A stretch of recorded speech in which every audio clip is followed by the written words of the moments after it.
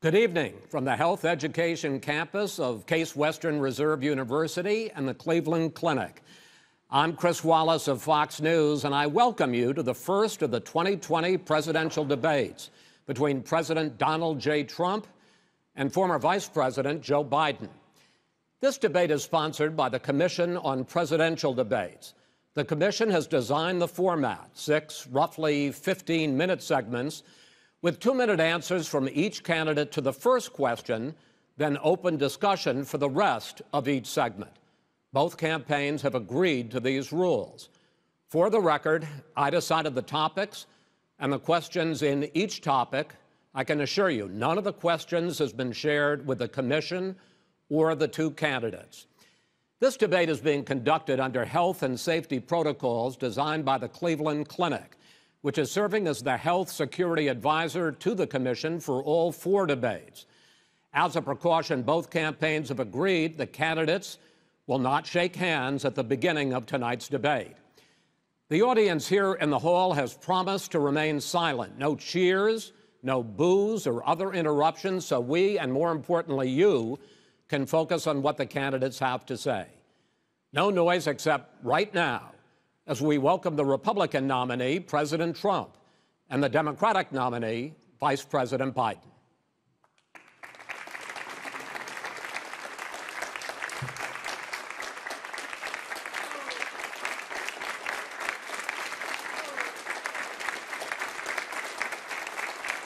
How you doing, man? How are you? I'm well.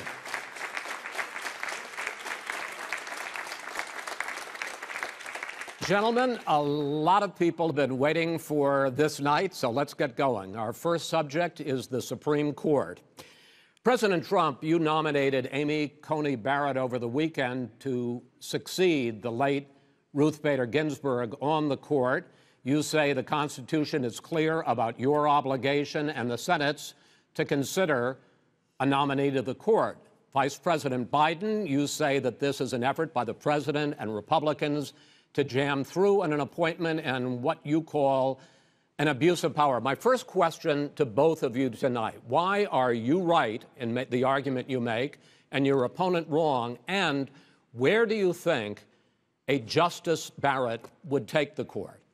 President Trump, in this first segment, you go first, 2 minutes. Thank you very much, Chris. I will tell you very simply, we won the election. Elections have consequences. We have the Senate, we have the White House, and we have a phenomenal nominee, respected by all, top academic, good in every way, In fact, some of her biggest endorsers are very liberal people from Notre Dame and other places. So I think she's going to be fantastic. We have plenty of time, even if we did it after the election itself. I have a lot of time after the election, as you know. So I think that she will be outstanding. She's going to be as good as anybody that has served on that court. We really feel that. We have a professor at Notre Dame, highly respected by all, said she's the single greatest student he's ever had. He's been a professor for a long time at a great school. And we won the election, and therefore we have the right to choose her. And very few people knowingly would say otherwise. And by the way, the Democrats, they wouldn't even think about not doing it. If they had, the only difference is they'd try and do it faster. There's no way they would give it up. They had Merrick Garland, but the problem is they didn't have the election, so they were stopped. And probably that would happen in reverse also. Definitely would happen in reverse. So we won the election, and we have the right to do it, Chris. President Trump, thank you. Same question to you, Vice President Biden. You have 2 minutes. Well, first of all, thank you for doing this, and looking forward to this, Mr. President. Thank you, Joe. The American people have a right to have a say in who the Supreme Court nominee is, and that say occurs when they vote for United States senators and when they vote for the President of the United States. They're not going to get that chance now because we're in the middle of an election already. The election has already started. Tens of thousands of people have already voted. And so the thing that should happen is we should wait. We should wait and see what the outcome of this election is, because that's the only way the American people get to express their view is by who they elect as president and who they elect as vice president. Now, what's at stake here is the president's made it clear he wants to get rid of the Affordable Care Act. He's been running on that, he ran on that, and he's been governing on that. He's in the Supreme Court right now trying to get rid of the Affordable Care Act, which will strip 20 million people from having insurance, health insurance now, if it goes into court. And the justice, and I'm not opposed to the justice, she seems like a very fine person. But she's written before she went on the bench, which is her right, that she thinks that the Affordable Care Act is not constitutional. The other thing that's on the court, and if it's struck down, what happens? Women's rights are fundamentally changed. Once again, a woman could be pay more money because she has a pre-existing condition of pregnancy. They were able to charge a woman more for the same exact procedure a man gets. And that ended when we, in fact, passed the Affordable Care Act.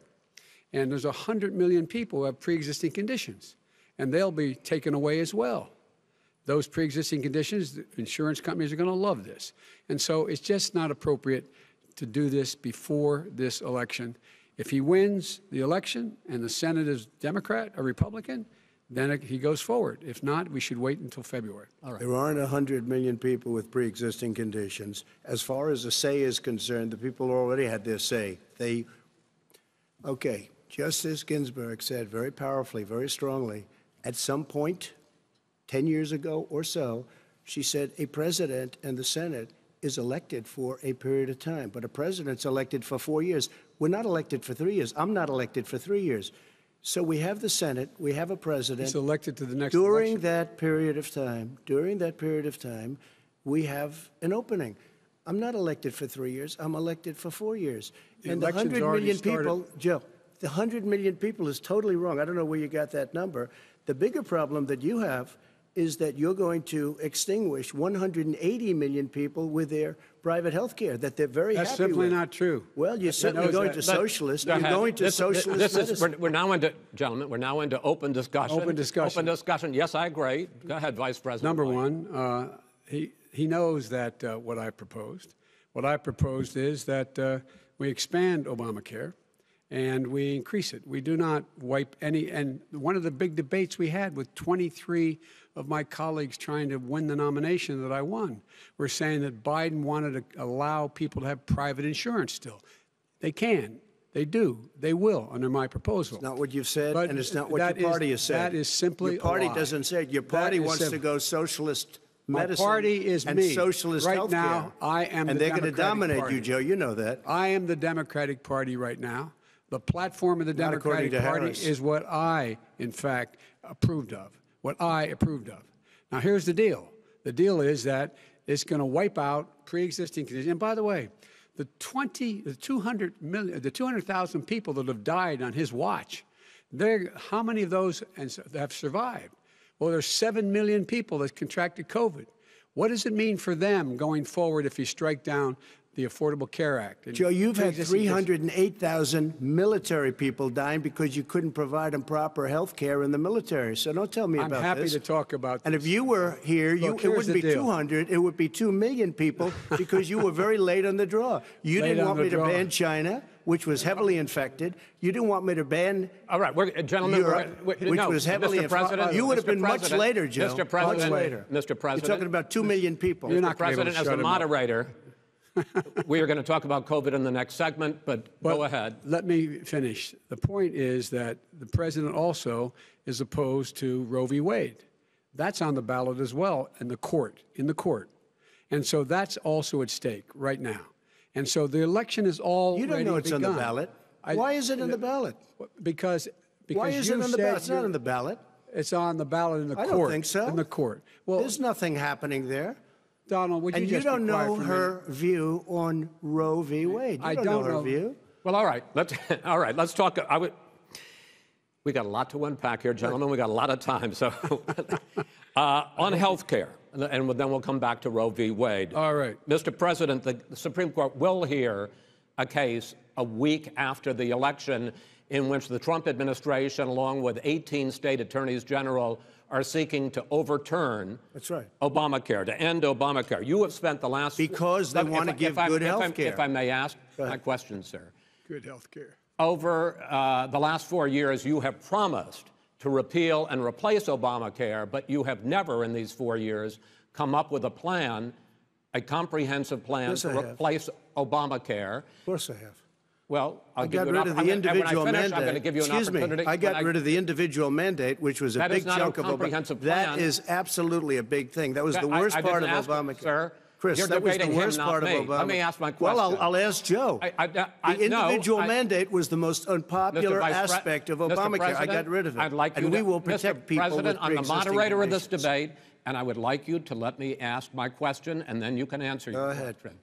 You, in the course of these 4 years, have never come up with a comprehensive plan to replace Obamacare, and just this last Thursday, you signed a largely symbolic executive order to protect people with pre-existing conditions 5 days before this debate. So my question, sir, is what is the Trump health care plan? Right. Well, first of all, I guess I'm debating you, not him, but that's okay. I'm not surprised. Let me just tell you something, that there's nothing symbolic. I'm cutting drug prices. I'm going with favored nations, which no president has the courage to do because you're going against Big Pharma. Drug prices will be coming down 80 or 90%. You could have done it during your 47-year period in government, but you didn't do it. Nobody's done it. So we're cutting health care. All of the things that we've done, insulin, I give you an example, insulin, it was destroying families, destroying people. The cost, I'm getting it for so cheap. It's like water, you want to know the truth. So cheap. Take a look at all of the drugs what we're doing, prescription drug prices. We're going to allow our governors now to go to other countries to buy drugs because they pay just a tiny fraction. As I say, this is open discussion. No, let me ask you about, this is big stuff. Sir, you'll be happy. I'm about to pick up on one of your points to ask the Vice President, which is he points out that you would like to add a public option to Obamacare, and the argument that he makes and other Republicans make is that that is going to end private insurance. It is and not. Well, if I can ask you the question, it will not end. What your party says, by the way. It will end private insurance and create a government takeover of health care. It does not. It's only for those people who are so poor they qualify for Medicaid. They can get that free in most states, except governors who want to deny people who are poor Medicaid. Anyone who qualifies for Medicare Medicaid would automatically be enrolled in the public option.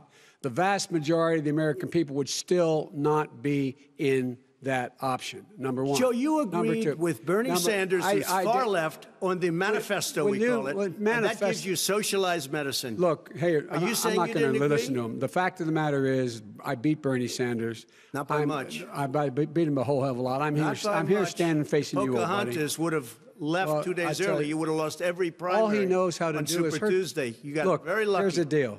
I got very lucky. I'm going to get very lucky tonight as well. And tonight I'm going to make sure, because here's the deal. Here's the deal. The fact is that everything he's saying so far is simply a lie. I'm not here to call out his lies. Everybody knows he's a liar. But you I just want to make sure. Joe, you're the liar. I want to make sure. You graduated last in your class, not first in your class. I want to make sure. Mr. President, can you let him finish, sir? No, he doesn't know how to do that.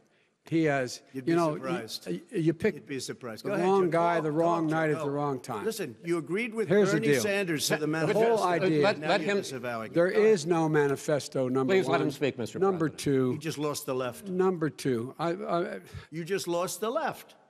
You agreed with Bernie Sanders on a plan folks, absolutely agreed folks, do you have any idea what this clown's doing? They call it Medicare. Do you have any idea? Socialized medicine. Mr. Well, President. I tell you what, he is not for any help for people needing health care. Because he, in fact, already has cost 10 million people their health care that they had from their employers because of his recession. Number one. Number two, there are 20 million people getting health care through Obamacare now that he wants to take it away. He won't ever look you in the eye and say that's what he wants to do. Take it away. No, I want to give them better health care at a much lower price because by the way, he doesn't know how. He doesn't know how to do that. I've already fixed it. He has never offered a plan. I've already fixed it to an extent. He has never done a single thing. As you might know, but probably don't. Gentlemen, you realize if you're both speaking at the same time, and it's too expensive. Let the president go ahead, sir. Obamacare is no good. We made it better, and I had a choice to make very early on. We took away the individual mandate. We guarantee pre-existing conditions, but took away the individual mandate. Listen, this is the way it is. And that destroyed, they shouldn't even call it Obamacare. Then I had a choice to make. Do I let my people run it really well or badly? Yeah. If I run it badly, they'll probably blame him, but they'll blame me. But more importantly, I want to help people, okay? I said, you got to run it so well. And I just had a meeting with them. They said, the problem is no matter how well you run Obamacare, it's a disaster. It's too expensive. Okay. Premiums are too high, and it doesn't work. So we do want to get rid of it. Chris, we want to get rid of it. I understand it, sir, but I have to give you roughly equal time. Good. Please let the vice president talk. Good. He has no plan for health care. Of course we do. He sends out wishful thinking. He has executive orders that have no power. He hasn't lowered drug costs for anybody. He's been promising a health care plan since he got elected. He has none, like almost everything else he talks about. He does not have a plan. He doesn't have a plan. And the fact is, this man doesn't know what he's talking about. All right. I have one final question for you, sure. Mr. Vice President. If Senate Republicans, we were talking originally about the Supreme Court here, if Senate Republicans go ahead and confirm Justice Barrett, there has been talk about ending the filibuster or even packing the court, adding to the 9 justices there. You call this a distraction by the president, but in fact it wasn't brought up by the president. It was brought up by some of your Democratic colleagues in the Congress. So my question to you is, you have refused in the past to talk about it. Are you willing to tell the American people tonight whether or not you will support either ending the filibuster or packing the court? Whatever position I take on that, that'll become the issue. The issue is the American people should speak. You should go out and vote. You're in voting now. Vote and let your senators know how strongly you feel. Vote now. Are you going to pack the court? Make sure you, in fact, let people know you're a senator. I'm not going to answer the question. Why wouldn't you answer that because question? The question is, radical left. Will you shut up, man? Listen, who is on your list, Joe? Who's on your list? Right. Gentlemen, I think this we've is ended so this. He's going to pack the court. We have not going to give a list. We have ended this segment. We're going to move on to the second segment. That was really a productive segment, wasn't it? Keep yapping, man. The people understand, Joe. They sure 47 years you've done nothing. They understand. All right. The second subject is COVID-19, which is an awfully serious subject, so let's try to be serious about it. We have had more than 7 million cases of coronavirus in the United States, and more than 200,000 people have died. Even after we produce a vaccine, experts say that it could be months or even years before we come back to anything approaching normal. My question for both of you is, based on what you have said and done so far and what you have said you would do starting in 2021, why should the American people trust you more than your opponent to deal with this public health crisis going forward? In this case, the question goes to you first, sir. 2 minutes uninterrupted. Good luck. 200,000 dead. As you said, over 7 million infected in the United States. We, in fact, have 4% of the world's population, 20% of the deaths. 40,000 people a day are contracting COVID. In addition to that, about between 750 and 1,000 people a day are dying. When he was presented with that number, he said, it is what it is. Well, it is what it is because you are who you are. That's why it is. The president has no plan. He hasn't laid out anything. He knew all the way back in February how serious this crisis was. He knew it was a deadly disease. What did he do? He's on tape as acknowledging he knew it. He said he didn't tell us or give people a warning of it because he didn't want to panic the American people.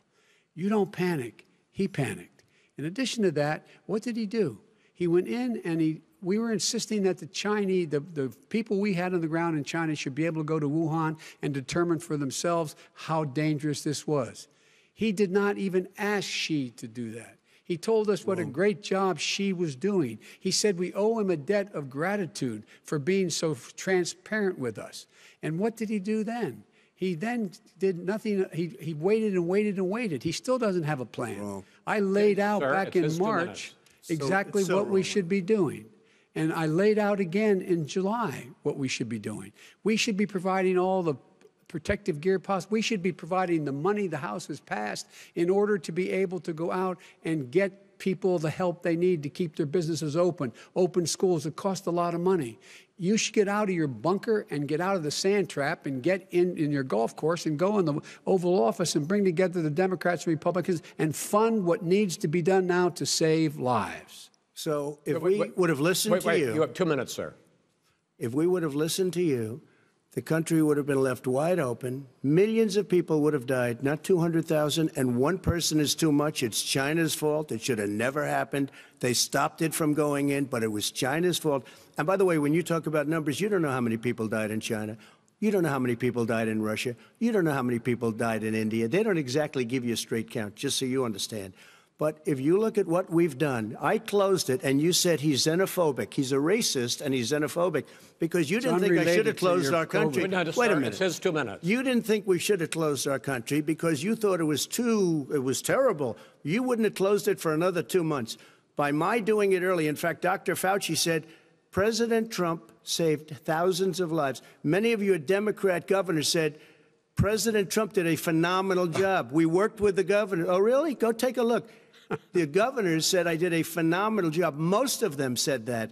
In fact, people that would not be necessarily on my side said that. President Trump did a phenomenal job. We did. We got the gowns. We got the masks. We made the ventilators. You wouldn't have made ventilators. And now we're weeks away from a vaccine. We're doing therapeutics already. Fewer people are dying when they get sick. Far fewer people are dying. We've done a great job. The only thing I haven't done a good job, and that's because of the fake news. No matter what you say to them, they give you bad press on it. It's just fake news. They give you good press. They give me bad press because that's the way it is, unfortunately. But let me just tell you something. I don't care. I've gotten used to it. But I'll tell you, Joe, you could never have done the job that we did. You don't have it in your blood. You could have never done that job. I know how to do the job. I know how to get the job Well, you didn't do very well in swine flu. H1N1, you were a disaster. Your own chief of staff said you were a disaster. 14,000 people died, not 200,000. There was no economic recession. Sir, you made a there was no recession. You made a point. Let him answer. And there was we didn't shut down the economy. This is his economy he's shut down. The reason it's shut down is because, look, you folks at home, how many of you got up this morning and had an empty chair at the kitchen table because someone died of COVID?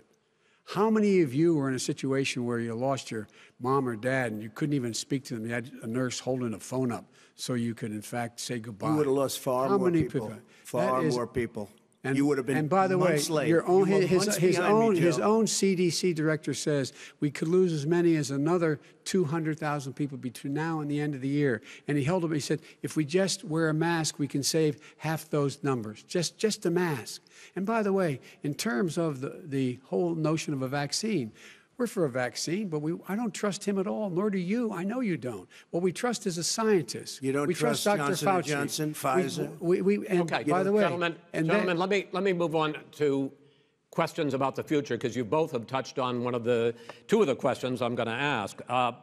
Focusing on the future first, President Trump, you have repeatedly either contradicted or been at odds with some of your government's own top scientists. The week before last, the head of the Centers for Disease Control, Dr. Redfield, said it would be summer before the vaccine would become generally available to the public. You said that he was confused and mistaken. Those were your two words. Yeah. But Dr. Slaoui, the head of your Operation Warp Speed, has said exactly the same thing. Are they both wrong? Well, I've spoken to the companies, and we can have it a lot sooner. It's a very political thing because people like this would rather make it political than save lives. God. It is a very political thing. I've spoken to Pfizer. I've spoken to all of the people that you have to speak to. We have great Moderna, Johnson & Johnson, and others. They can go faster than that by a lot. become very political because the left, or I don't know if I call them left, I don't know what I call them. So you're suggesting that the head of your Operation Warp Speed, Dr. Slawi... I disagree with him. Yeah, no, I disagree with both of them. And he didn't say that. He said it could be there, but it could also be much sooner. I had him in my office 2 days ago. He talked about the summer, sir, before it's generally available. Just like he said it's a possibility that we'll have the answer before November 1st. It could also be after that. When it's generally available. Well, we're going to deliver it right away. We have the military all set up. Logistically, they're all set up. We have our military that delivers soldiers, and they can do 200,000 a day. They're going to be delivering. This is the same man it's who all told set you up. By Easter this would be gone away. By the warm weather it'd be gone. Miraculous, like a miracle. And by the way, maybe you could inject some bleach in your arm, and that would take care of it. This is the same man. That was said sarcastically, and you know that. That was said sarcastically. And so here's the deal. This man is talking about a vaccine. Every serious company is talking about maybe having a vaccine done by the end of the year. But the distribution of that vaccine will not occur until sometime beginning or the middle of next year to get it out, if we get the vaccine. And pray God we will. Pray God we will. Mr. Vice President, I want to pick up You'll have the vaccine sooner. I want to pick up on this question, though. You say the public can trust the scientists, but they can't trust President Trump. In fact, you said that again tonight. Your running mate, Senator Harris, goes further, saying the public health experts, quote, will be muzzled, will be suppressed. Given the fact that polls already show that people are concerned about the vaccine and are reluctant to take it, are you and your running mate, Senator Harris, contributing to that fear? No more than the question you just asked him. You pointed out. He puts pressure and disagrees with his own scientists. But you're saying Everybody you can't, knows. Senator Harris is saying you can't trust the scientists. No, you can trust the scientists. She didn't say that. You can't trust She said the public health experts, quote, will be muzzled, will be suppressed. Well, that's what he's going to try to do. But there's millions of scientists, there's thousands of scientists out there, like here at this great hospital, that don't work for him. Their job doesn't depend on him. That's not, they're the people, and by the way. I spoke to the scientists that are in charge. By the way. They will have the vaccine very soon. Let him finish. Do you believe for a moment what he's telling you in light of all the lies he's told you about the whole issue relating to COVID? He still hasn't even acknowledged that he knew this was happening, knew how dangerous it was going to be back in February, and he didn't even tell you. He's on record as saying it. He panicked, or he just looked at the stock market, one of the two, because guess what? A lot of people died, and a lot more are going to die unless he gets a lot smarter, a lot quicker. Mr. President? Did you use the word smart? So you said you went to Delaware State, but you forgot the name of your college. You didn't go to Delaware State. You graduated either the lowest or almost the lowest in your class. Don't ever use the word smart with me. Don't ever use that word. Oh, give me a break. Because you know what? There's nothing smart about you, Joe. 47 years, you've done nothing. Let's have this debate. And if you would have had, let me just tell you something, Joe. No, if you would have had the charge of what I was put through, I had to close the greatest economy in the history of our country. And by the way, now it's being built again. See, we're going to get to the economy in the next segment, sir. Okay. It's going up fast. Okay. When it it comes to how the virus has been handled so far, the two of you have taken very different approaches, and this is going to affect how the virus is handled going forward by whichever of you ends up becoming the next president. I want to quickly go through several of those. Reopenings. Vice President Biden, you have been much more reluctant than President Trump about reopening the economy and schools. Why, sir? Because he doesn't have a plan. If I were running, I know what the plan is. You've got to provide these businesses the ability to have the money to be able to reopen with the PPE as well as with the sanitation they need. You have to provide them plastic. Tell that to Nancy Pelosi. Well, he's just shush for a minute. Tell it to Nancy Pelosi. And Schumer, by the way, Chuck. Nancy Pelosi and Schumer, they have a plan. He won't even meet with them. The Republicans won't meet with the Senate. And he sits on his golf course. And I mean, literally, think about it. You probably play more than I do, Joe. What about this question of reopenings and the fact? Well, he wants to shut down this country. And I want to keep it open. And we did a great thing by shutting it down. Wait a minute, Joe. Let me shut you down for a second, Joe, just for 1 second. He wants to shut down the country. We just went through it. We had to because we didn't know anything about the disease. Now we found that elderly people with heart problems and diabetes and different problems are very, very vulnerable. We learned a lot. Young children aren't. Even younger people aren't. We've learned a lot. But he wants to shut it down. More people will be hurt by continuing. If you look at Pennsylvania, if you look at certain states that have been shut down, they have Democrat governors all. One of the reasons they're shut down is because they want to keep it shut down until after the election on November 3rd. I want to move on to another because subject. it's a I want to move political on to another subject. I gotta respond.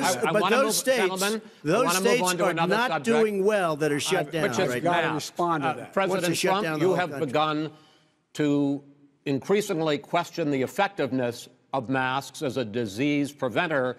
And in fact, recently you have cited the issue of waiters touching their masks and touching plates. Are you questioning No, I think masks efficacy are okay. of You have masks? to understand, if you look, I mean, I have a mask right here. I put a mask on, when I think I need it.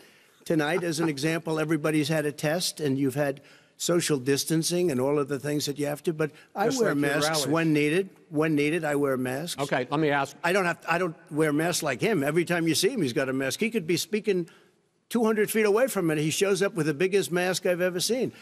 I will say this. Vice President Biden, go ahead, sir. Look, the way to open businesses is give them the wherewithal to be able to open. We provided money. The Congress. But I was asking you, sir, about masks. Well, masks make a big difference. His own head of the CDC said if we just wore masks between now, everybody wore masks in social distance between now and January, we'd probably save up to 100,000 lives. It matters. And they've also said the opposite. They've also said no serious person said the opposite. Well, look serious at Dr. Fauci. Dr. Fauci said the opposite. He did not say the opposite. We got a little bit more than a minute left in this masks segment. Masks are not good. Then he changed his mind. He said masks are good. I'm okay with masks. I want to ask you both about one last subject, because your different approaches has even affected the way that you have campaigned. President Trump, you're holding large rallies with crowds packed together, thousands of people. Outside, yes, sir, agreed. Vice President Biden, you are holding much smaller events with... Because nobody will show up. People with... Well, it's true. Nobody shows up to his rallies. All right. In any case, why you holding the big rallies? Why you not? You go first, sir. Because people want to hear what I have to say. I mean, but are you not worried about it spreading as a disease? president, and I'll have 35,000 people show up at airports. We use airports. Are you not worried about the disease issues, sir? We have a lot of people. Well, so far, we have had no problem whatsoever. It's outside. That's a big difference, according to the experts. And we do them outside. We have tremendous crowds, as you see. I mean, and literally on 24 hours' notice. And Joe does the circles and has 3 people someplace. Okay. By the way, did you see one of the last big rallies he had? And a reporter came up to him to ask him a question. He said, no, stand back. Put on your mask. Put on a mask. Have you been tested? I'm way far away from those other people. That's what he said. I can't. I'm going to be okay. He's not worried about you. He's not worried about the people out there breathing in one another. We've had no negative effect. No negative effect. We've had no negative effect. And we've had 35,000, 40,000 people at these rallies. Just quickly finish up, because I want to move on to our next. Yes, I would. He's been totally irresponsible the way in which he has handled the social distancing and people wearing masks, basically encouraging them not to. All right. He's a fool on this. If you could get the crowds, you would have done the same thing. But you can't. Nobody cares. Gentlemen, can we move on to the economy? Yes. The economy is, I think it's fair to say, recovering faster than expected from the shutdown. Much faster. In the second quarter, the unemployment rate fell to 8.4% last month. The Federal Reserve says the hit to growth, which is going to be there, is not going to be nearly as big as they had expected. President Trump, you say we are in a V-shaped recovery. Vice President Biden, you say it's more of a K-shape. What difference does that mean to the American people in terms of the economy? President Trump, in this segment, you go first. So we built the greatest economy in history. We closed it down because of the China plague. When the plague came in, we closed it down, which was very hard psychologically to do. He didn't think we should close it down, and he was wrong. And again, 2 million people would be dead now. Instead of still 204,000 people is too much. One person is too much. Should have never happened from China. But what happened is we closed it down, and now we're reopening, and we're doing record business. We had 10.4 million people in a 4-month period that we've put back into the workforce. That's a record the likes of which nobody's ever seen before. And he wants to close down he will shut it down again. He will destroy this country. You know, a lot of people, between drugs and alcohol and depression, when you start shutting it down, you take a look at what's happening in some of your Democrat-run states where they have these tough shutdowns. And I'm telling you, it's because they don't want to open it. One of them came out last week. You saw that. Oh, we're going to open up on November 9th. Why November 9th? Because it's after the election. They think they're hurting us by keeping them closed. They're hurting people. People know what to do. They can social distance. They can wash their hands. They can wear masks. They can do whatever they want. But they got to open these states up. When you look at North Carolina, when you look, and these governors are under siege, Pennsylvania, Michigan, and a couple of others, you got to open these states up. It's not fair. You're talking about almost, it's like being in prison. And you look at what's going on with divorce, look at what's going on with alcoholism and drugs. It's a very, very sad thing. And he'll close down the whole country. This guy will close down the whole country and destroy our country. Our country is coming back incredibly well, setting records as it does it. We don't need somebody to come in and say, let's shut it down. All right. Your 2 minutes, sir. We're now moved to you. As I said, posing the question, the president says it's a V-shaped recovery. You say it's a K-shaped recovery. What's the difference? The difference is millionaires and billionaires like him in the middle of the COVID crisis have done very well. Billionaires have made another $300 billion because of his profligate tax proposal, and he only focused on the market. But you folks at home, you folks living in Scranton and Claymont and all the small towns and working class towns in America, how well are you doing? This guy paid a total of $750 in taxes. Sir, wait, no, sir, it's just wrong statement. Yeah, I understand. You've agreed to the 2 minutes, so please let him have it. Do I get my time back? The fact is that he has, in fact, worked on this in a way that he's going to be the first president of the United States to leave office having fewer jobs in his administration than when he became president. Fewer jobs than when he became president. First one in American history. Secondly, the people who have lost their jobs are those people who have been on the front lines, those people who have been saving our lives, those people who have been out there dying, people who've been putting themselves in the way to make sure that we could all try to make it. And the idea that he is insisting that we go forward and open when you have almost half the states in America with a significant increase in COVID deaths and COVID cases in the United States of America. And he wants to open it up more. Why does he want to open it up? Why doesn't he take care of the American? You can't fix the economy until you fix the COVID crisis. And he has no intention of doing anything about making it better for you all at home in terms of your health and your safety. Schools. Why aren't schools open? Because it costs a lot of money to open them safely. You know, they were going to give, his administration was going to give the teachers and school students masks. And then they decided, no, couldn't do that because it's not a national emergency. Not a national emergency. They've done nothing to help small businesses. Nothing. They're closing. 1 in 6 is now gone. He ought to get on the job and take care of the needs of the American people so we can open safely. All right. Your time is up, sir. Well, we are going to get to... I have to respond to that. Well, you both had 2 minutes, sir. Excuse me, he made a statement. So did you. People want their schools, people want their schools open. They don't want to be shut down. They don't want their state shut down. They want their restaurants. I look at New York. It's so sad what's happening in New York. It's almost like a ghost town, and I'm not sure it can ever recover what they've done in New York. People want their places open. They want to get back to their lives. They'll be careful, but they want their schools open. Okay. I'm the one that brought back football. By the way, I brought back Big Ten football. It was me, and I'm very happy to do it. And all right, people of Ohio are very proud of me. And you know how I found out? When he took a phony ad. Gentlemen, we're going to get to your economic plans going forward in a moment. But first, Mr. President, as you well know, there's a new report that in 2016, the year you were elected president, and 2017, your first year as president, that you paid $750 a year in federal income tax each of those years. I know that you pay a lot of other taxes, but I'm asking you the specific question. Is it true that you paid $750 in federal income taxes each of those 2 years? I paid millions of dollars in taxes, millions of dollars of income tax. And let me just tell you, There was a story in one of the papers. Show us your tax I paid $38 million 1 year. I paid $27 million. Show us your tax 1 year. returns. I went.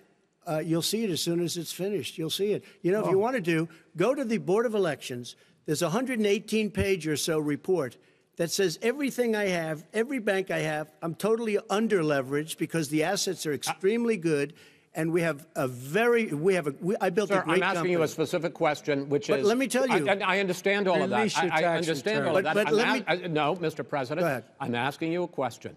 Will you tell us how much you paid in federal income taxes in 2016 and 2017? Millions of dollars. You paid millions of dollars? Millions of dollars, So yes. not 750? Millions of dollars, and you'll get to see it. And you'll get to see it. But let me just tell you, Chris, let me just tell you something, that it was the tax laws. I don't want to pay tax.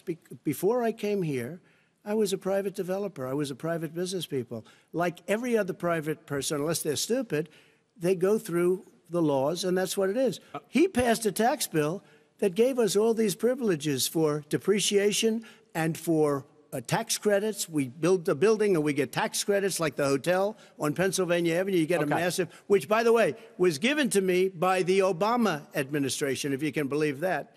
Now, the man got fired right after that happened. But Vice President Biden, you want to respond? Yeah, I do want to respond. Look, the tax code that made him, put him in a position that he pays less tax than a school teacher on the money a school teacher makes, is because of him he says he's smart because he can take advantage of the tax code. And he does take advantage of the tax code. That's why I'm going to eliminate the Trump tax cuts. And I'm going to eliminate those tax cuts and make sure that we invest in the people who, in fact, need the help. People out there need help. But why didn't you do it over the last 25 years? Because you weren't president. Because you weren't president screwing things up. You were a senator. And You're by the worst president America has ever had. Hey, Come Joe, on. let me just tell you, Joe. I've done more in 47 months. I've done more than you've done in 47 years, Joe. We've done things that you never even thought of doing, including fixing the broken military that you gave me, including taking care of your vets. Mr. President, we're talking about the economy. I'd like to ask you about your plans going forward, because, Mr. Vice President, your economic plan, if you were to be elected president, focuses a lot on big government, big taxes, big spending. I want to focus first on the taxes. You propose more than $4 trillion over a decade in new taxes on individuals making more than $400,000 a year and on corporations. President Trump says that that kind of an increase in taxes is going to hurt the economy as it's just coming out of a recession. Well, just take a look at what the analysis done by Wall Street firms. Points out that my economic plan would create 7 million more jobs than his in 4 years, number one. And number two, it would create an additional $1 trillion in economic growth, because it would be about buying American. That we're going to make this federal government spend $600 billion a year on everything from ships to steel to buildings and the like. And under my proposal, we're going to make sure that every penny of that has to be made by a company. But respectfully, sir, I'm talking about taxes, not spending. By the way, I'm going to eliminate a significant number of the tax. I'm going to make the corporate tax 28%. It shouldn't be 21%. You have 91 companies, in the Fortune 500, who don't pay a single penny in tax, making billions of dollars. Why didn't you do it before when you were vice president with Obama? Because you, in fact, passed that.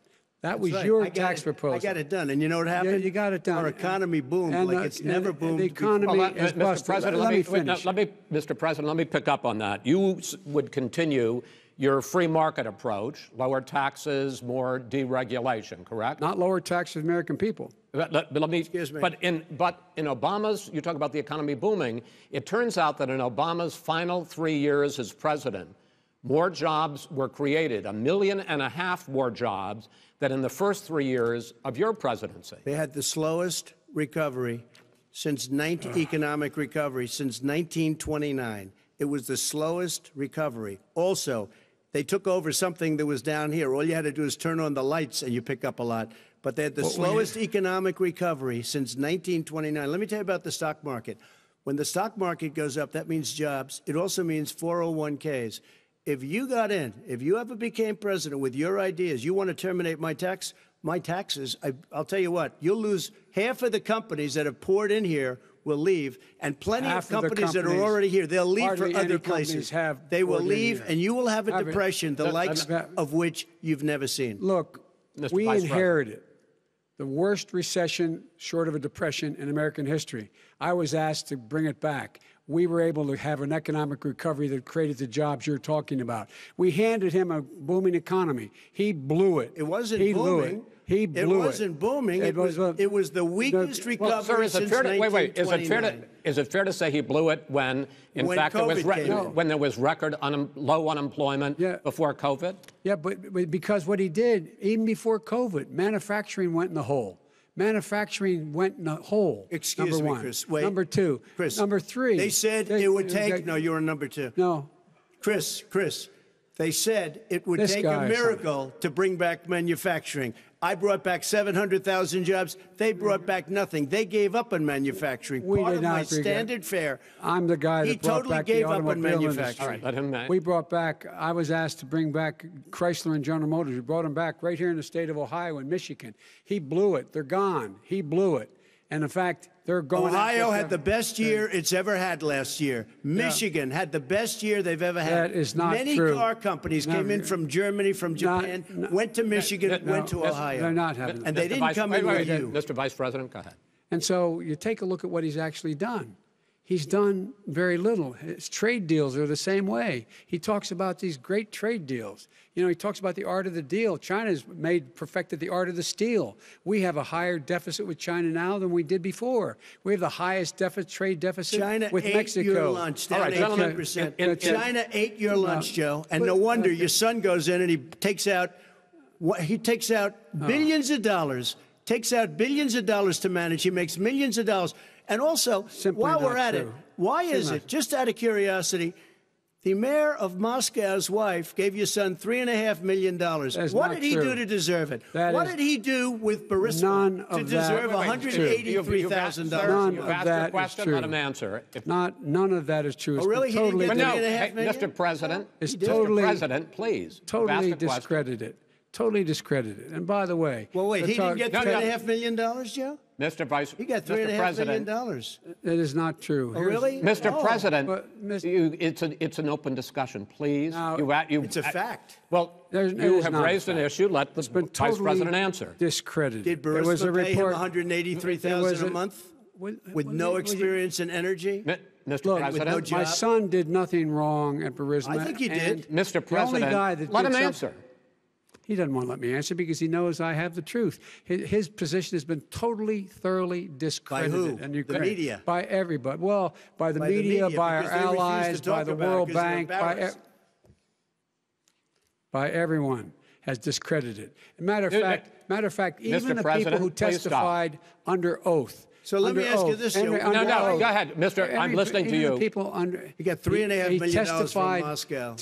He testified under oath in his administration, said, I did my job and I did it very well. Oh, really? I did it I'd honorably. like to know who they are. Well, I'll give you the list of the people who testified. No, go ahead, sir. Sure, you've already fired most of them because they did a good job. Some people don't do a good job. With you, go ahead. Wait a minute. You get the final word, Mr. Well, it's hard to get any word in with this clown. Excuse me. Hey, let me just say, No. Mr. President. $3.5 million, Joe. That is simply Why did he deserve $3.5 million from Moscow? Look, here's the deal. We want to talk about families and ethics. I don't want to do that. I mean, his family we could talk about all night. His family's already... My family lost a fortune by coming down and helping us with government. And that's such a... Mr. President. Every single one of them lost a fortune. This is not about my family or his family. It's about your family, the American people. He doesn't... That's not true. It doesn't want to talk about what you need, you, the American people. It's about you. That's what we're talking about here. All right, that's the end of the segment. We're moving on. He didn't take them. Well, Vice President, no. Can I be honest? It's a very important question. Try to be honest. He stood up. No, the answer to the question is no. Ukraine. No, sir. With $1 billion, if you that is absolutely not true. You're going to have true. Gentlemen. I hate to raise my voice, but it seems to be, why should I be different than the two of you? So here's the deal. Good point. We have 6 segments. We have ended that segment. We're going to go to the next segment. In that segment, you each are going to have 2 uninterrupted moments. In those 2 uninterrupted minutes, Mr. President, you can say anything you want. I'm going to ask a question about race, but if you want to answer about something else, go ahead. But I think that the country would be better served if we allowed both people to speak with fewer interruptions. I'm appealing to you, sir, to do that. Well, and him too. Well, frankly, you've been doing more interrupting Well, that's than all he right, has. but he does plenty. Well, less than, sir, less there's than, plenty. no, less than you have. Let's please continue on. The issue of race. Vice President Biden, you say that President Trump's response to the violence in Charlottesville 3 years ago, when he talked about very fine people on both sides, was what directly led you to launch this run for president. Oh, yeah, sure. President Trump, you have often said that you believe you have done more for Black Americans than any president, with the possible exception of Abraham Lincoln. My question for the 2 of you is, why should voters trust you rather than your opponent to deal with the race issues facing this country over the next 4 years? Vice President Biden, you go first. It's about equity and equality. It's about decency. It's about the Constitution. And we have never walked away from trying to require equity for everyone, equality for the whole of America. But we've never accomplished it. But we've never walked away from it like he has done.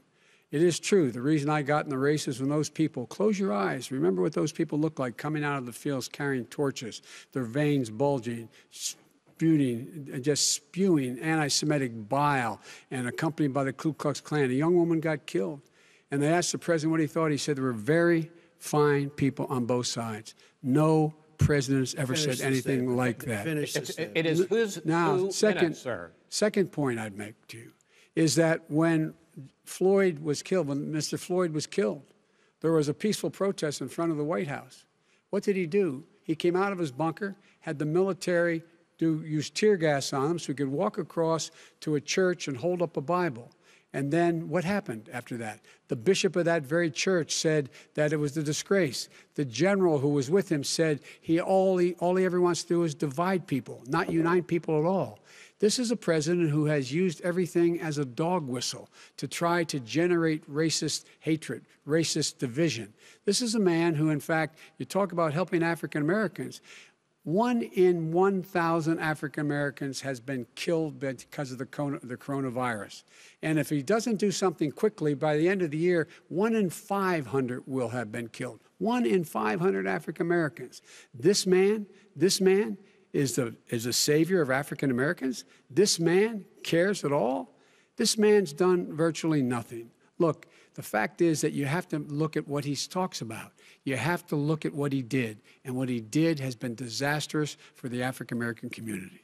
So, President Trump, you have 2 minutes. Why should Americans trust you over your opponent to deal with racism? he did a crime bill, 1994, where you call them super predators, African Americans, the super predators, and they've never forgotten it. They've never forgotten it, Joe. No, sir, it's his 2 minutes. So you did that, and they call you a super predator, and I'm letting people out of jail now that you have treated the African American population community, you have treated the black community about as bad as anybody in this country. You did the 1990, and that's why, if you look at the polls, I'm doing better than any Republican has done in a long time, because they saw what you did. You call them super predators, and you've called them worse than that, because you look back at your testimony over the years, you've called them a lot worse than that. As far as the church is concerned, and as far as the generals are concerned, we just got the support of 250 military leaders and generals, total support. Law enforcement, almost every law enforcement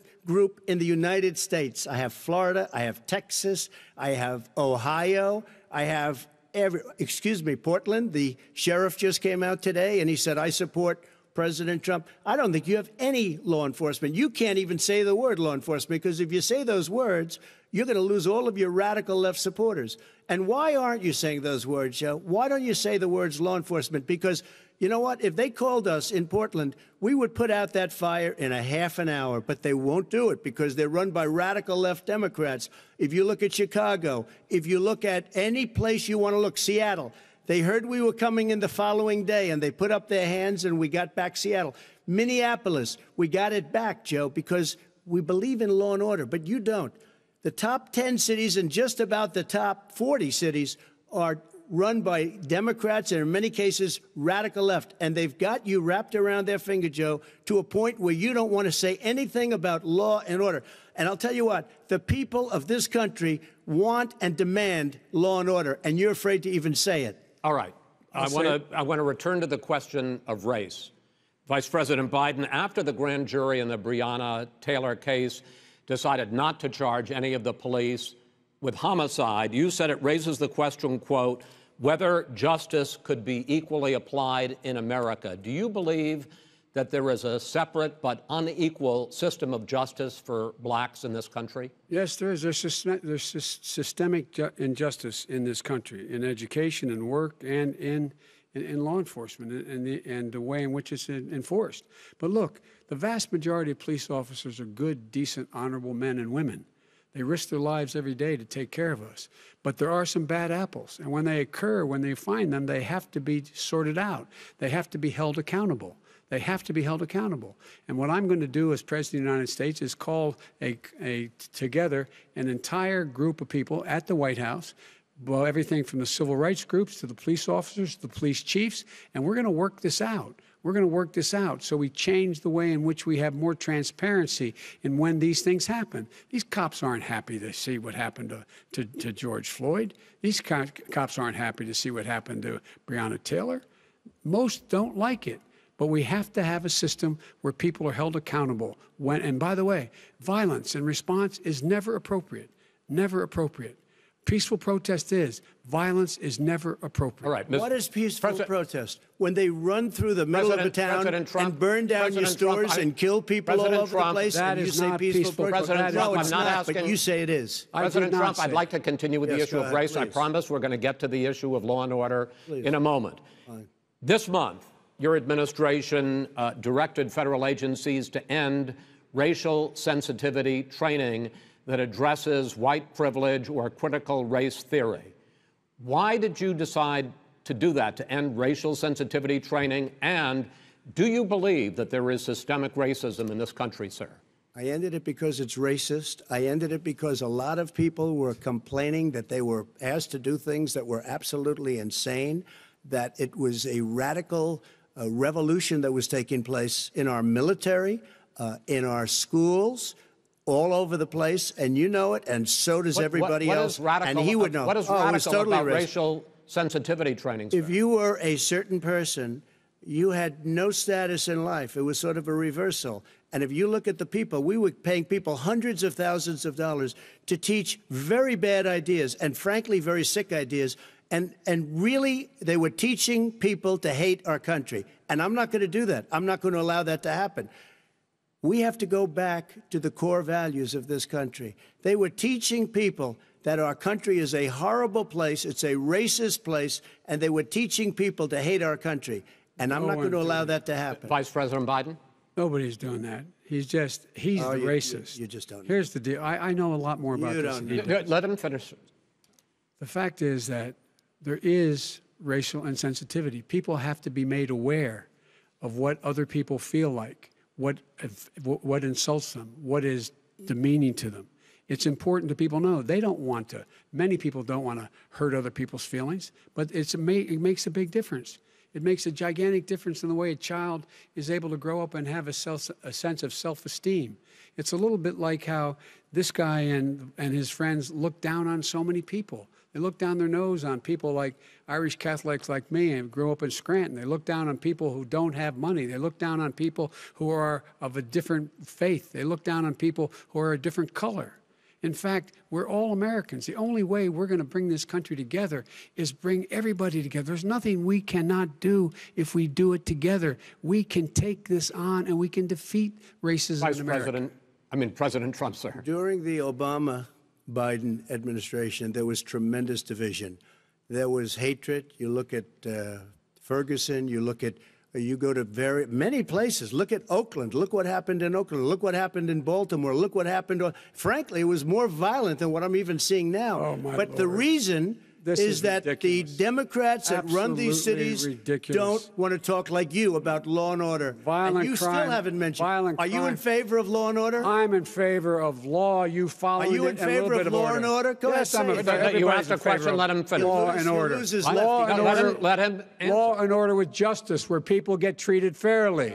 And the fact of the matter is, violent crime went down 17%, 15% in our administration. All right. It's gone up on his watch. Went down much more in ours. All right, we're now. is president of Mr. the President, you're going United to. States of America. China, we Mr. were President, breaking every record in the Mr. book. President, you're going to be very happy because And we're the now going to places- talk about law and order. Places we had trouble were Democratic-run cities. That's and exactly states. my question. Democratic- There has been a dramatic increase in homicides in America this summer, particularly, and you often blame that on Democratic mayors and Democratic governors, but in fact, there have been equivalent spikes in Republican-led cities like Tulsa and Fort Worth.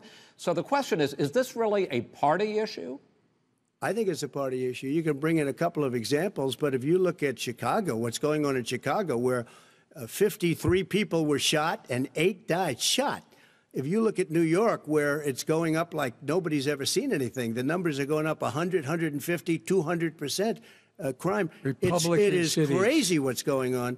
And he doesn't want to say law and order because he can't, because he'll lose his radical left supporters. And once he does that, it's over with. But if he ever got to run this country and they ran it the way he would want to run it, we would have our suburbs would be gone. By the way, our suburbs would be gone, and you would see problems like you've never seen. He would know a suburb unless he took a wrong turn. Oh, I know suburbs. He would not. So much I was better. raised. Go ahead. Wait a minute. I was raised in the suburbs. This is not 1950. All these dog whistles and racism don't work anymore. Suburbs are by and large integrated. There's many people today driving their kids to soccer practice and/or to black and white and Hispanic in the same car as there have been any time in the past. What really is a threat to the suburbs and their safety is his failure to deal with COVID. They're dying in the suburbs. His failure to deal with the environment. They're being flooded. They're being burned out because his refusal to do anything. That's why the suburbs are in trouble. I do want to talk about this issue of law and order, though. And in the joint recommendation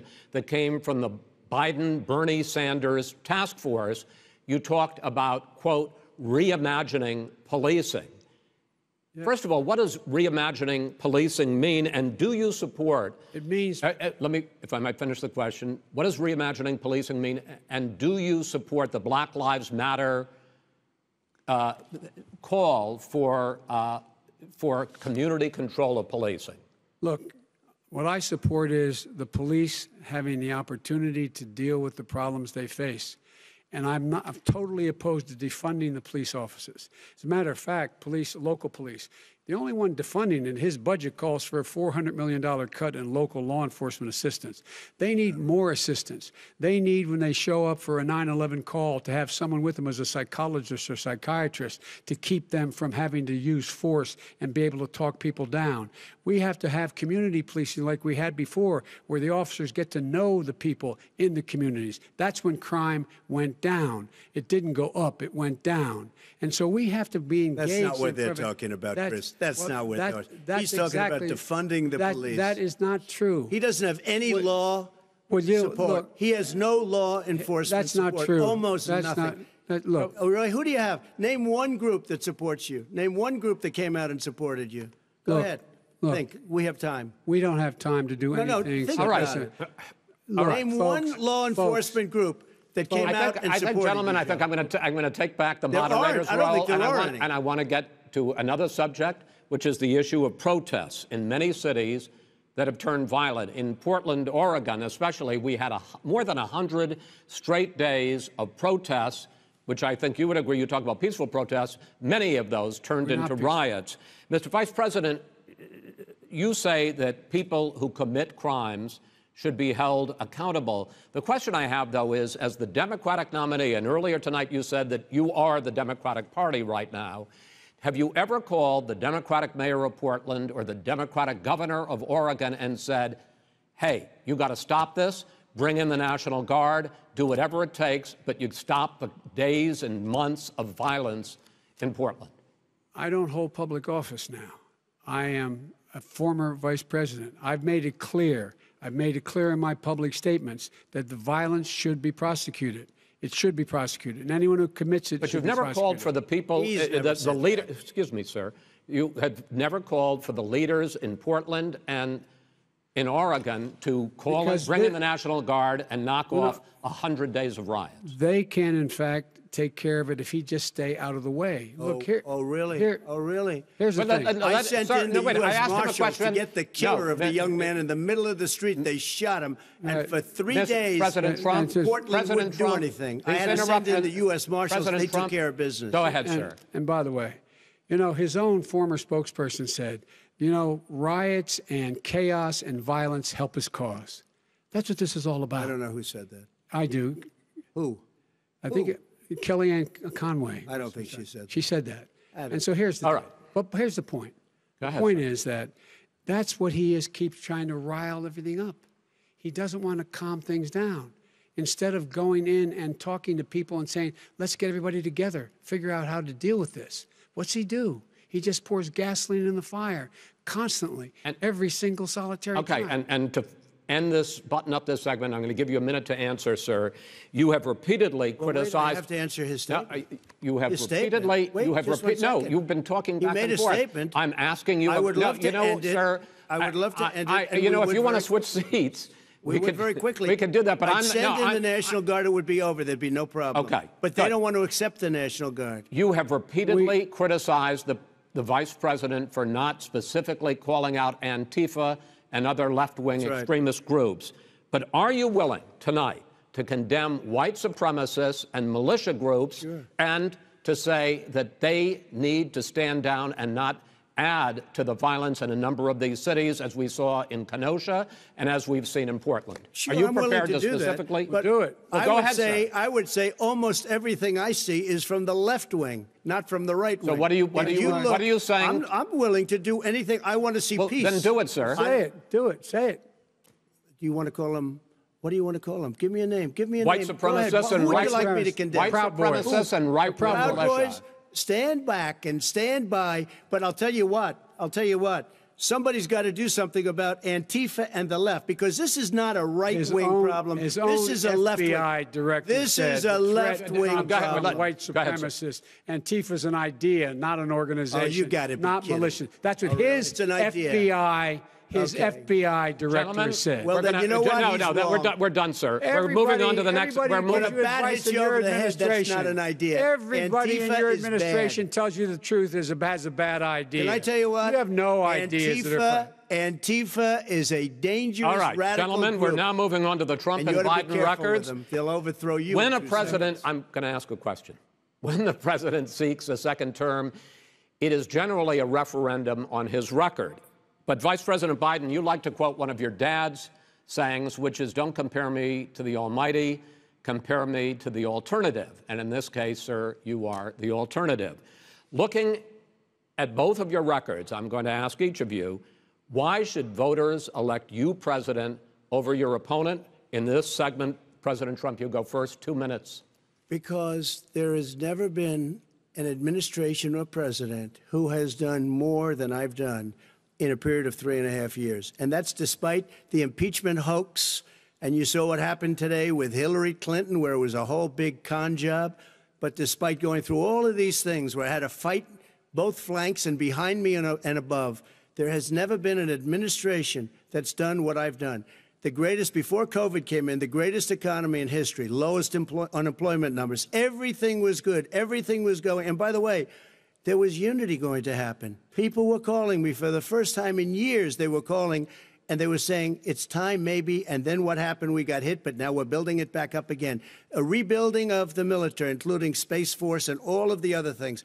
A fixing of the VA, which was a mess under him. 308,000 people died because they didn't have proper health care. It was a mess. And we now got a 91% approval rating at the VA, our vets. We take care of our vets. But we've rebuilt our military. The job that we've done, and I'll tell you something, some people say maybe the most important. By the end of the first term, I'll have approximately 300 federal judges and Court of Appeals judges, 300, and hopefully 3 great Supreme Court justices. That is a record, the likes of which very few people, and you know one of the reasons I'll have so many judges? because President Obama and him left me 128 judges to fill. When you leave office, you don't leave any judges. That's like you just don't do that. They left 128 openings, and if I were a member of his party, because they have a little different philosophy, I'd say if you left us 128 openings, you can't be a good president, you can't be a good vice president. But I want to thank you because it gives us almost, it'll probably be above that number by the end of this term. 300 judges. It's a record. Looking at both your records, why should voters elect you president as opposed to President Trump? You have 2 minutes uninterrupted. Under this president, we become weaker, sicker, poorer, more divided, and more violent. When I was vice president, we inherited a recession. I was asked to fix it. I did. We left him a booming economy, and he caused a recession. With regard to being weaker, the fact is that I've gone head-to-head with Putin and made it clear to him we're not going to take any of his stuff. He's Putin's puppy. He still refuses to even say anything to Putin about the bounty on the heads of American soldiers. Your son got $3.5 million. And by the way, my son... Wait a minute. Mr. President, your campaign agreed to both sides would get 2-minute answers uninterrupted. Well, your side agreed to it, and why don't you observe what your campaign agreed to as a ground rule, okay, sir? He never keeps his word. Can you add no, I'm not asking. That was a rhetorical question. Can you add back 30 seconds? Yeah, yes, you may have. All right. Go ahead. So, thirdly, we're poor. The billionaires have gotten much more wealthy by a tune of over $300 to $400 billion more just since COVID. You in the home, you got less. You're in more trouble than you were before. In terms of being more violent, when we were in office, there were 15% less violence in America than there is today. He's president of the United States. It's on his watch. And with regard to more divided, the nation can't stay divided. We can't be this way. And speaking of my son, the way you talk about the military, the way you talk about them being losers and being and just being suckers. My son was in Iraq. He spent a year there. He got the Bronze Star. He got the Conspicuous Service Medal. He was not a loser. He was a patriot, and the people left behind there were heroes. Really? And I resent. Are you talking about Hunter? Are you talking about Hunter? I'm talking about my son, Beau Biden. You're talking about. I don't know Beau. I know Hunter. Yeah, Hunter got thrown out of the military. He was thrown out, dishonorably discharged. That's not true. For it wasn't dishonorably. Cocaine use.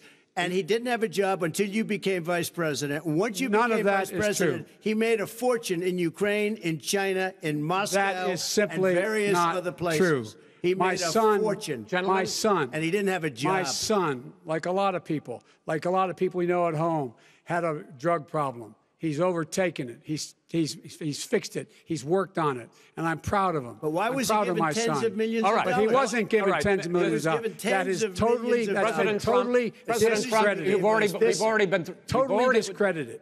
We've already been through this. I think the American people would rather hear about more substantial subjects. Well, you know, as the moderator, sir, I'm going to make a judgment call here. Gets $3.5 million from the mayor of Moscow. Let's talk about it. True. Gentlemen, that report is totally discredited. Mitt Romney on that committee said it wasn't worth taxpayers' money, that report. It was written for political reasons. You know, I'd like to talk about climate change. So would I. Okay. The forest fires in the West are raging now. They have burned millions of acres. They have displaced hundreds of thousands of people. When state officials there blame the fires on climate change, Mr. President, you said, I don't think the science knows. Over your 4 years, you have pulled the U.S. out of the Paris Climate Accord. You have rolled back a number of Obama environmental records. What do you believe about the science of climate change? And what will you do in the next 4 years to confront it? I want crystal clean water and air. I want beautiful, clean air. We have now the lowest carbon. If you look at our numbers right now, we are doing phenomenally. But I haven't destroyed our businesses. Our businesses aren't put out of commission. If you look at the Paris Accord, it was a disaster from our standpoint. And people are actually very happy about what's going on because our businesses are doing well. As far as the fires are concerned, you need forest management in addition to everything else. the forest floors are loaded up with trees, dead trees that are years old, and they're like tinder, and leaves and everything else. You drop a cigarette in there, the whole forest burns down. You've got to have forest management. You've got to have cuts. What do you believe about the science of climate change, sir? I believe that we have to do everything we can to have immaculate air, immaculate water, and do whatever else we can that's good. You know, we're planting 1 billion trees, the Billion Tree Project, and it's very exciting for a lot of people. You believe that human pollution, greenhouse gas emissions contributes to the global warming of this planet? I think a lot of things do, but I think to an extent, yes. I think to an extent, yes. But I also think we have to do better management of our forests. Every year, I get the call, California's burning. California's burning. If that was cleaned, if you had forest management, good forest management, you wouldn't be getting those calls. You know, in Europe, they have forest cities. They're called forest cities. They maintain their forests. They manage their forests. I was with the head of a major country. It's a forest city. He said, sir, we have trees that are far more, they ignite much easier than California. There shouldn't be that problem. I spoke with the governor about it. I'm getting along very well with the governor. But I said, you know, at some point, you can't every year have hundreds of thousands of acres of land just burned to the ground. But, sir, that's burning down because of a lack of management. But, sir, if you believe in the science of climate change, why have you rolled back the Obama Clean Power Plan, which limited carbon emissions in power plants? Why have you relaxed? Because it was driving energy prices through the sky. Why have you relaxed fuel economy standards that are going to create more pollution from cars and trucks? Well, not really, because what's happening is the car is much less expensive and it's a much safer car, and you're talking about a tiny difference. And then what would happen, because of the cost of the car, you would have at least double and triple the number of cars purchased. We have the old slugs out there that are 10, 12 years old. If you did that, the car would be safer. It would be much cheaper by $3,500. In the case of California, they've simply ignored. No, but you would take a lot of cars off the market because people would be able to afford a car. Now, and by the way, we're going to see how that turns out. But a lot of people agree with me, many people. The car has gotten so expensive because they have computers all over the place for an extra little bit of gasoline. And I'm okay with electric cars, too. I think I'm all for electric cars. I've given big incentives for electric cars. But what they've done in California is just crazy. Right. Vice President Biden, I'd like you to respond to the president's climate change record, but I also want to ask you about a concern. You proposed $2 trillion in green jobs. You talk about new limits, not abolishing, but new limits on fracking, ending the use of fossil fuels to generate electricity by 2035, and zero net emission of greenhouse gases by 2050. The president says a lot of these things would tank the economy and cost millions of jobs. He's absolutely wrong, number one. Number two, if in fact, during our administration, the Recovery Act, I was in charge, able to bring down the cost of renewable energy to cheaper than or as cheap as coal and gas and oil. Nobody's going to build another coal-fired plant in America. No one's going to build another oil-fired plant in America. They're going to move to renewable energy, number one. Number two, we're going to make sure that we are able to take the federal fleet and turn it into a fleet that's run on their electric vehicles. Making sure that we can do that, we're going to put 500,000 charging stations and all of the highways that we're going to be building in the future. We're going to build an economy that, in fact, is going to provide for the ability of us to take 4 million buildings and make sure that they, in fact, are weatherized in a way that, in fact, they'll emit significantly less gas and oil because the heat will not be going out. There's so many things that we can do now to create thousands and thousands of jobs. We can get to net zero in terms of energy production by 2035. Not only not costing people jobs, creating millions of good-paying jobs, not $15 an hour, but prevailing wage, by having a new infrastructure that, in fact, is green. And the first thing I will do, I will rejoin the Paris Accord. I will join the Paris Accord because with us out of it, look what's happening. It's all falling apart. And talk about someone who has no relationship with foreign policy. Brazil, the rainforests of Brazil are being torn down, are being ripped down. More carbon is absorbed in that rainforest than every bit of carbon that's emitted in the United States. Instead of doing something about that, I would be gathering up and making sure we had the countries of the world coming up with $20 billion and say, here's $20 billion. Stop tearing down the forest. And if you don't, then you're going to have significant economic consequences. What about the argument that President Trump basically says that you have to balance environmental interests and economic interests, and he's drawn his line? Well, he hadn't drawn a line. He still, for example, makes sure that he wants to make sure that methane's not a problem. You can now emit more methane without it being a problem. Methane. This is a guy who says that you don't have to have mileage standards for automobiles that exist now. This is the guy who says that, well, the fact that it's all true. And here's the deal. He's talking about the Green New Deal, and it's not $2 billion or $20 billion, as you said. It's $100 trillion. I'm talking about where they want to rip down buildings and rebuild the building. No, it's the dumbest, most ridiculous. Where airplanes are out of business, where two-car systems are out, where they want to take out the cows too. You know, that's not true either, right? This is a $100 trillion. Look, that's more money than our country could make in 100 years if we're going to the case. All right, let me destroy our country. Because I actually, wait a minute, sir, I actually have studied your plan, and it includes upgrading 4 million buildings, weatherizing 2 million homes over 4 years, building 1.5 million energy-efficient homes.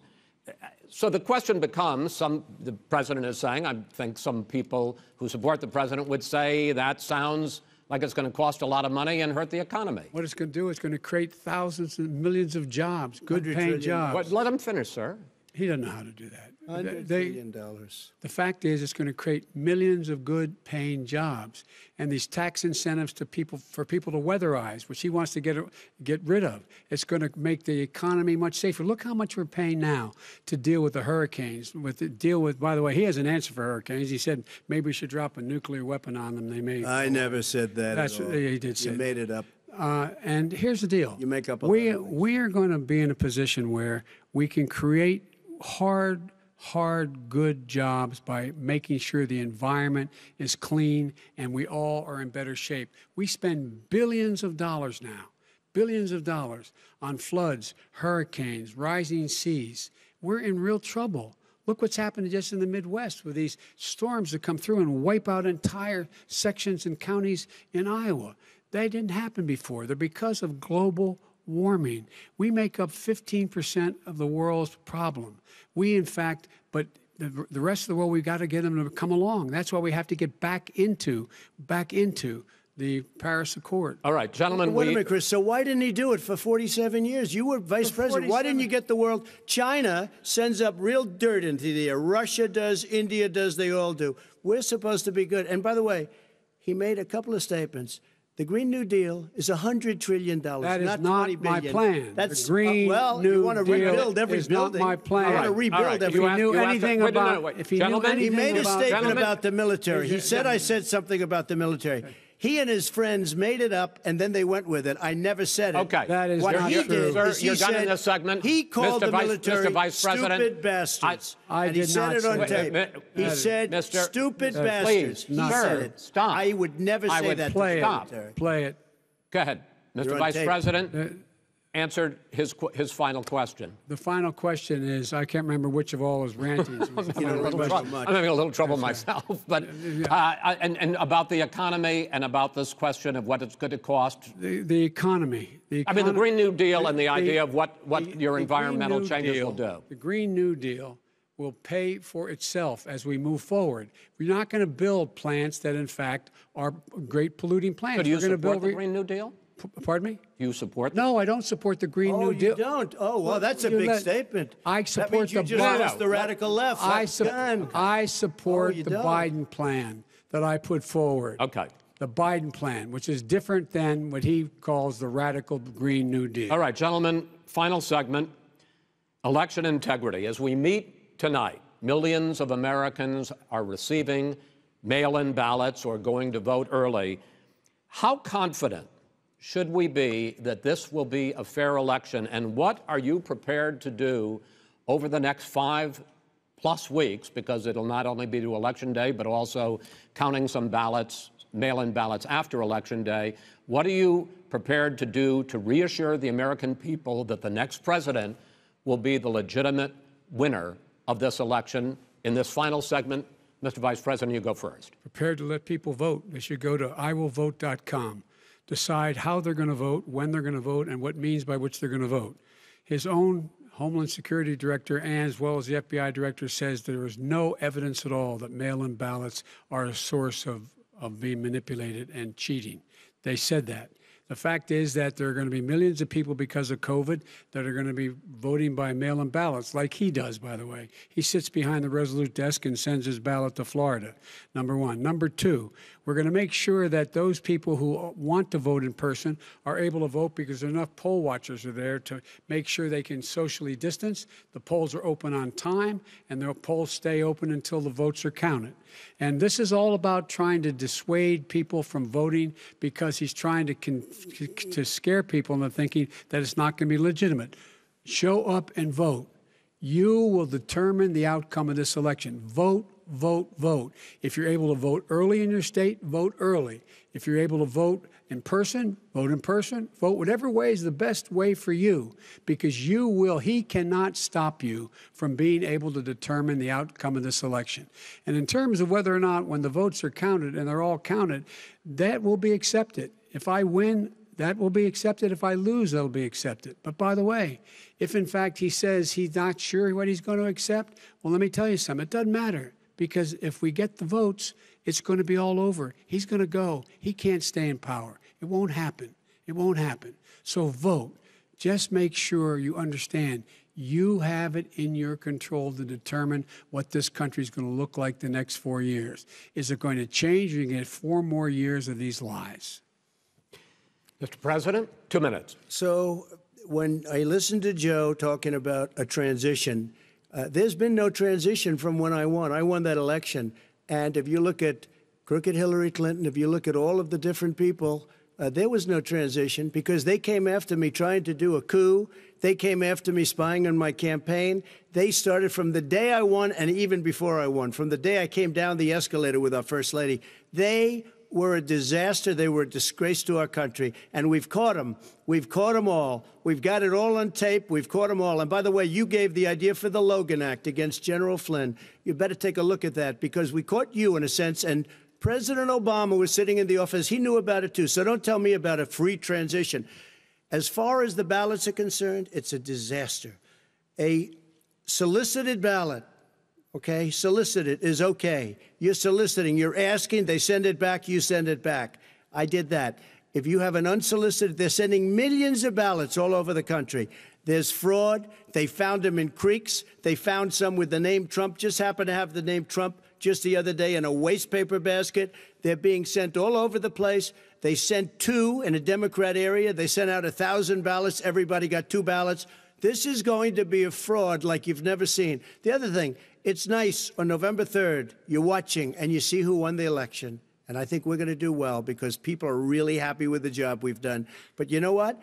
We won't know. We might not know for months, because these ballots are going to be all over. Take a look at what happened in Manhattan. Take a look at what happened in New Jersey. Take a look at what happened in Virginia and other places. They're not losing 2%, 1%, which, by the way, is too much. An election could be won or lost with that. They're losing 30 and 40%. It's a fraud, and it's a shame. And can you imagine where they say you have to have your ballot in by November 10th?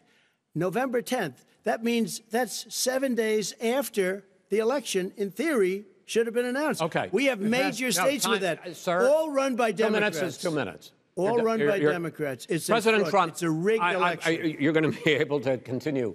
You have been charging for months that mail-in balloting is going to be a disaster. You say it's rigged, that it's going to lead to fraud. But in 2018, in the last midterm election, 31 million people voted mail-in voting. That was a quarter, more than a quarter, of all the voters that year cast their ballots by mail. Now that millions of mail-in ballots have gone out, what are you going to do about it?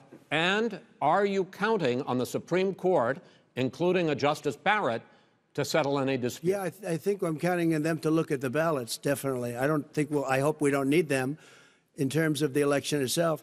But for the ballots, I think so, because what's happening is incredible. I read today, where at least 1% of the ballots for 2016 were invalidated.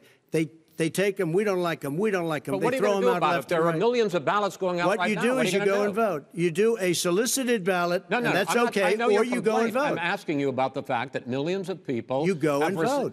You go and vote. But what I'm saying is, like they used to in the old... Millions of people... You either do, Chris, a solicited ballot where you're sending it in, they're sending it back, and you're sending...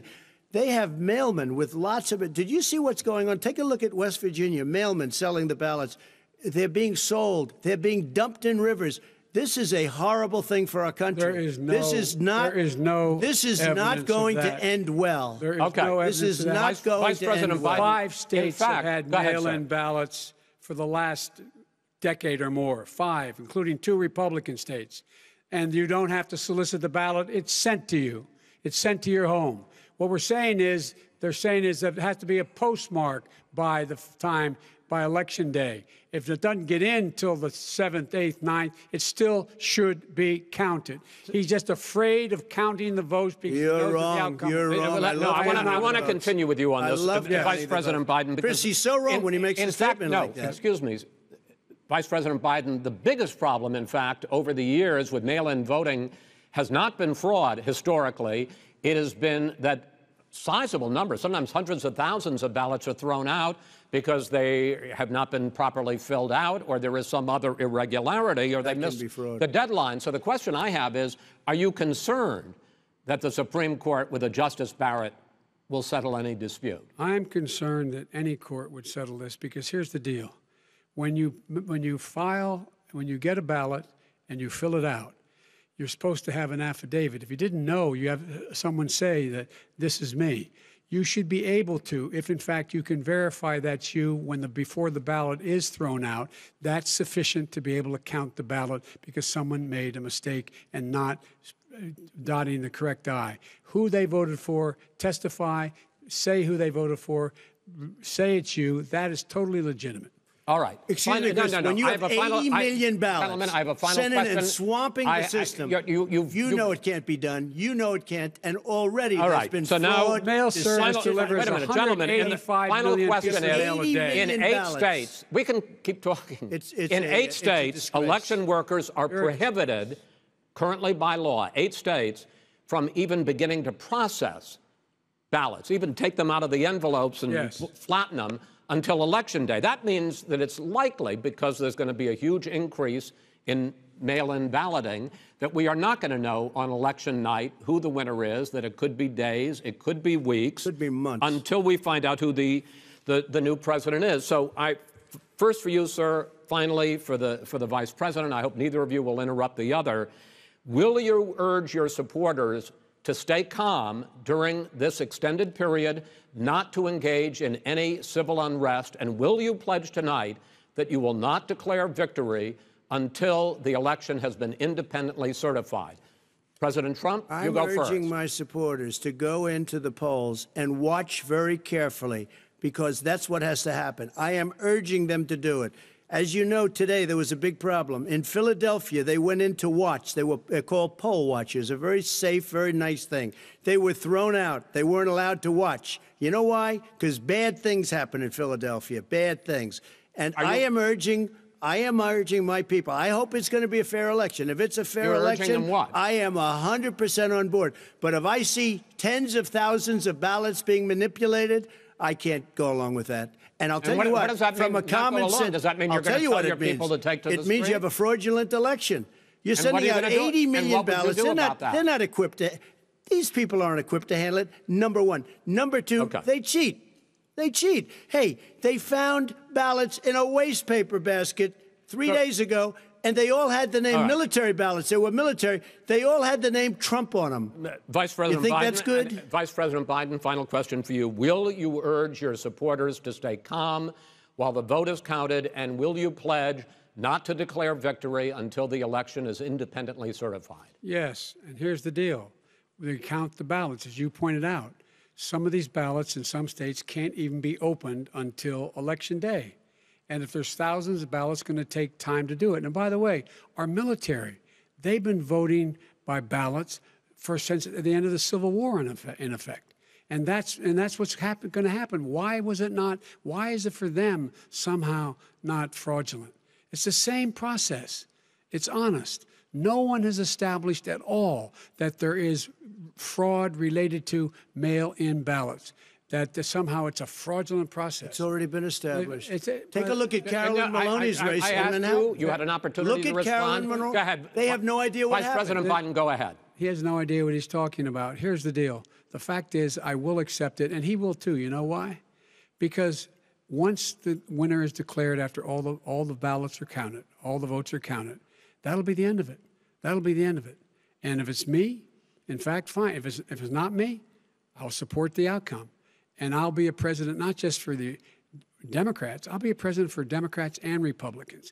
And this guy, I want to see an honest ballot count. Gentlemen, you say that's the end of it? This is the end of this debate? Honest ballot count. We're going to leave it there. To be continued as in more debates as we go on. President Trump, Vice President Biden, it's been an interesting hour and a half. I want to thank you both for participating in the first of 3 debates that you have agreed to engage in. We want to thank Case Western Reserve University and the Cleveland Clinic for hosting this event. The next debate, sponsored by the Commission on Presidential Debates, will be 1 week from tomorrow, October 7th, at the University of Utah in Salt Lake City. The 2 vice presidential nominees, Vice President Mike Pence and Senator Kamala Harris, will debate at 9 p.m. Eastern that night. We hope you watch. Until then, thank you and good night.